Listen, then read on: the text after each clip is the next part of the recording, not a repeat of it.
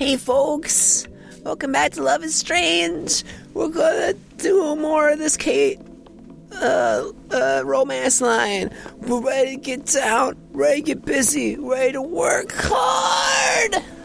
And we're ready to do this. Okay. Okay. I'm still reeling over what Kate told me yesterday.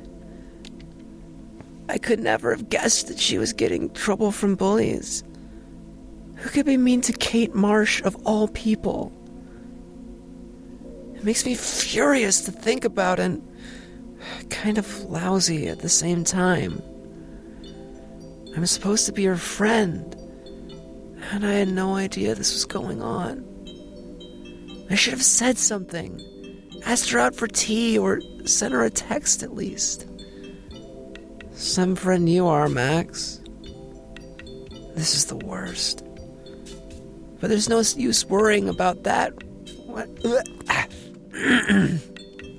I got phlegm for days. But there's no use worrying about what I didn't do.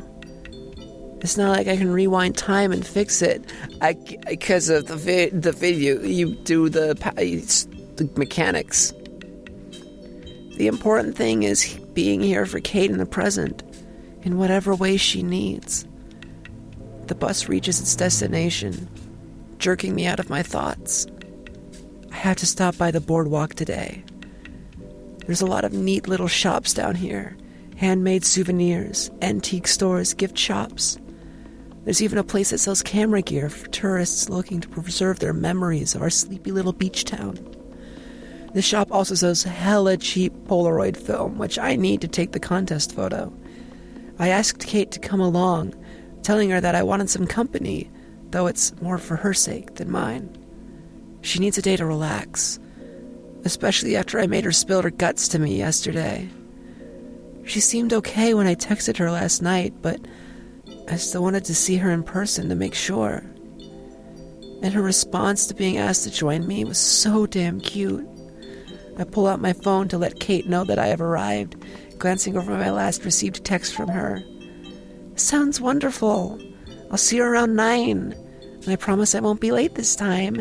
Ooh, smiley face kisses and hugs. Aw. Relief washes over me again, and I smile. I hope those emojis are legit. Too much sad Kate is not a good thing. I'm about to type out a quick text, but there's no need.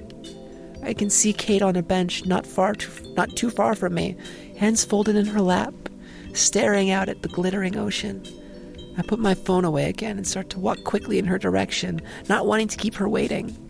She sees me out of the corner of her eye as I approach, smiling up at me.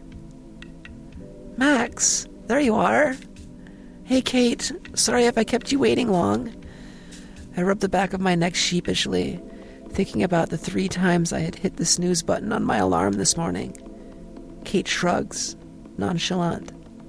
She's quiet today. I hope I didn't upset her too much yesterday, bringing up all her problems. I reach forward and tentatively squeeze her shoulder. How are you feeling?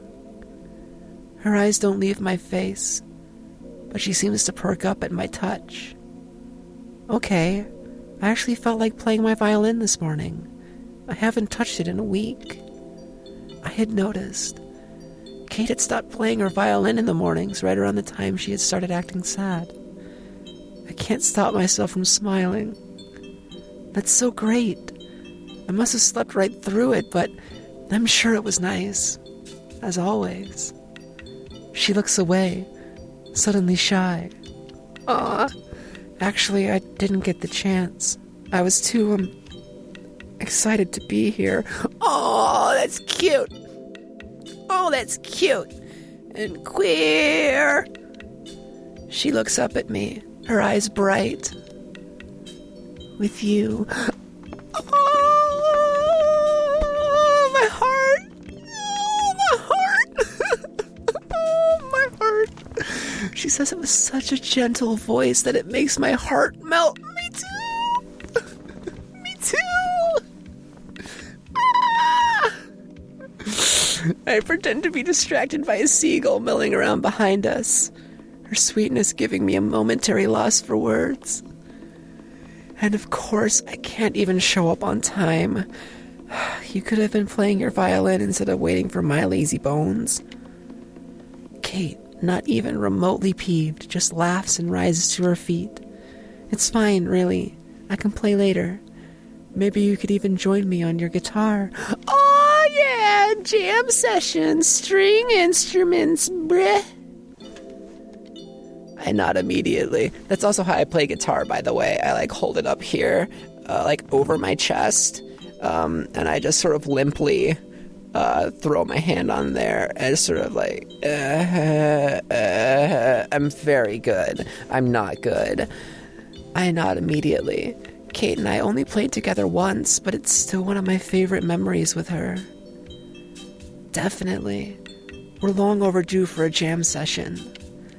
Couldn't agree more. She looks so excited. I wonder if she's remembering it too. Kate looks over her shoulder at the shops ahead of us, then back to me. Shall we go? I nod, letting Kate lead the way. We stop by the camera shop first. Kate doesn't do a lot of browsing, hanging back to look at some of the cute lanyards while I pick out my film. After we exit, Kate and I wander for a little while. Kate remarks that she doesn't get out much, so a lot of the shops are new to her. If that's the case, I'm even happier that I invited her along. Even though the shops are pretty ordinary and shabby by most people's standards, Kate is really enjoying herself, eyes wide with interest. We come across a shop filled with stuffed animals, and Kate actually pulls my arm over to look at them with her. Oh, it's so cute. I love stuffed animals. I love them. Oh, I love stuffed toys.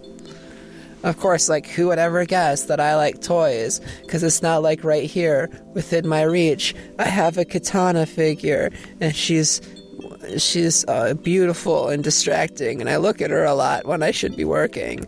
And I don't have any stuffed animals right here because they're all on my bed, and I can't reach them because they're not all on my bed because there's a bunch over there. I gotta stop talking. I like toys. It's a shame that more people never get to see this side of Kate, the side where she banters and acts silly, just because they never get to know her. It makes me feel pretty special. Maybe that's just the effect Kate has on everyone. She's such a warm person after all. Or maybe there's more to it than that. More to me and Kate! More to me and Kate! A gentle tapping on my shoulder brings me back to reality. Kate stops us outside of a small, sweet-smelling stand, surrounded by tables with big umbrellas attached. A small sign hangs on the front, advertising fresh tea and baked goods. It's been so long since we last had one of our tea dates. I take in another whiff of the fragrant air coming from the stand, then look back over at Kate. Way too long. Want to stop here for a bit? We order our drinks and sit down at one of the small tables outside. The boardwalk's not very busy today, so there's not a lot of people watching to do. Emphasis. Kate and I practically have the whole place to ourselves. Still feeling adventurous, I opt to order the house blend. The spices emanating from it are powerful, and as I take a sip, my nose wrinkles. I let out a groan of surprise, and Kate grins at me from across the table, too nice to laugh at my misfortune, but I can see it on her face. That's really strong. How's your tea? It's good. I always get chamomile because I'm boring. She says this with a smile, so I know it's not self-deprecating. It helps with my anxiety, too. Man, tea doesn't help with my anxiety. Tea gives me anxiety because it's garbage-ass hot leaf juice. Fight me. Fight me. I don't like tea. I'm sorry. I don't like tea. I can't. It's just who I am. It's not what I'm about. I'm not about tea. I'm about anxiety. I got tons of that. I nod, a little concerned. You have that a lot? Kate arches an eyebrow. Max, I'm attending one of the most notable art schools in the state. There's so much pressure with that, you know? Not to mention homework and my strict family checking in on me. Kate's bluntness makes me grin. We've both felt the stress. Blackwell does have a reputation after all. Point taken. Maybe I should try drinking that stuff too. Kate takes a sip of her own tea, thoughtful. There's other teas for stress too. Passion flower, lavender, peppermint's good too, but a little too sweet for me. Or you can drink Coca-Cola, because it tastes better than all of that. Fight me. I glance at the 3 empty packs of sugar surrounding my tea, then back up at Kate. I'm getting worse than Chloe these days. I don't think I'd have that problem. Kate actually giggles at that. No, I guess you wouldn't. You could try. She stops herself suddenly, looking down at her tea. After a pause, she notices my worried look and speaks again. Sorry, you must be bored of me talking by now. I feel like I've been rambling so much today. Just a little. Yeah, nah, just a little. That's a little coy. That's a little playful, being like, just a little, bae. It's not like Kate's bothering me. She could never. Just a little bit, but I don't mind. Kate looks away apologetically. Sorry, whenever I hang out with other people, they usually talk over me. It's different with you. It's because I care about you! I care! With my heart! I care with my part! Which is my heart! Not a dirty thing. It's just my heart. That's the part. I hope she doesn't think that's a bad thing. Kate deserves to be heard as much as anybody else. You're allowed to be the center of attention too, you know.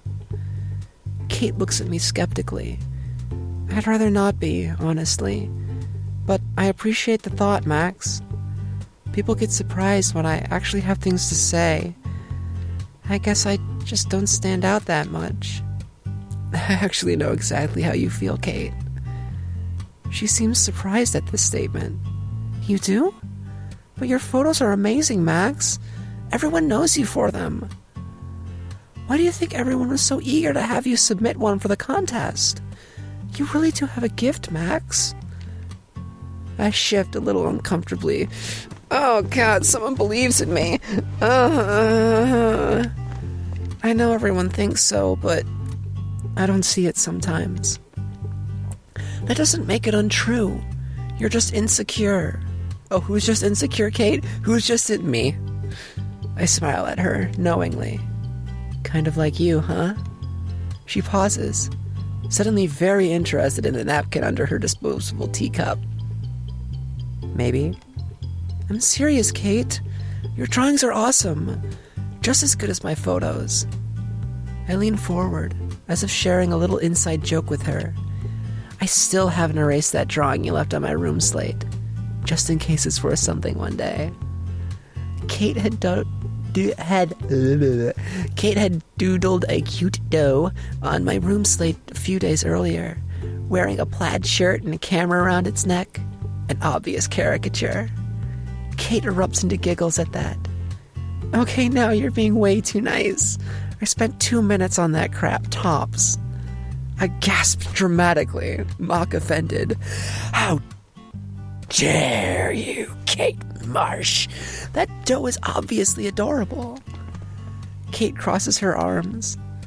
Well, I did use you as an inspiration, so you could be biased.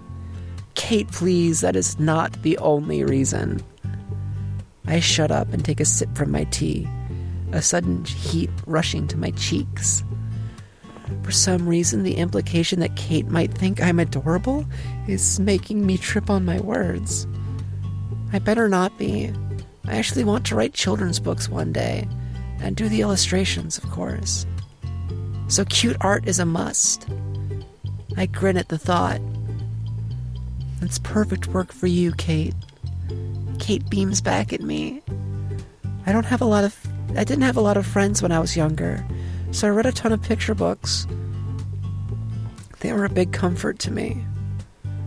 I even kept some of them to read when I'm sad. Pretty childish, huh? No, it's cute! It's so cute! It's cool. No, it's cute! No, it's actually cute. My room back home is practically a museum of old kid stuff I've never thrown away. Plus, I still sleep with Captain, my stuffed bear. Kate laughed softly. That makes me feel better. I actually don't have any stuffed animals. Alice is enough for me. We keep talking until the remnants of our tea have long gone cold. I hadn't even realized that it was nearly 3 in the afternoon. As we're walking away from the small tea shop, I catch Kate smiling at me. Thank you for always listening to me, Max. You know you don't have to thank me for that. Her fingers graze across my arm gently, getting my attention. I just feel like I can talk to you about anything. Not everyone cares about what the quiet Christian girl has to say, but you generally do. So thanks. Before I can respond, a voice in the distance distracts us. Someone is trying to get our attention, specifically Kate's. Oh, it's Stella. We haven't talked in forever. She looks at me questioningly. Do you care if I pop over and say hi? I practically push her in Stella's direction. You don't need my permission. Jeez. I say it with a smile, happy that she feels like socializing again. Okay, I'll be right back. I wave at her as she goes over to Stella. Stella was one of the only people to attend Kate's Bible groups. I'm glad Kate's reaching out to her friends again. I'm glad too. I'm glad that this is all very enjoyable and great. And I'm glad that this is the end of an episode because it means I get to make another one and play this game more. So thank you so much for watching. I'll catch you in the next video, I hope. So, see ya.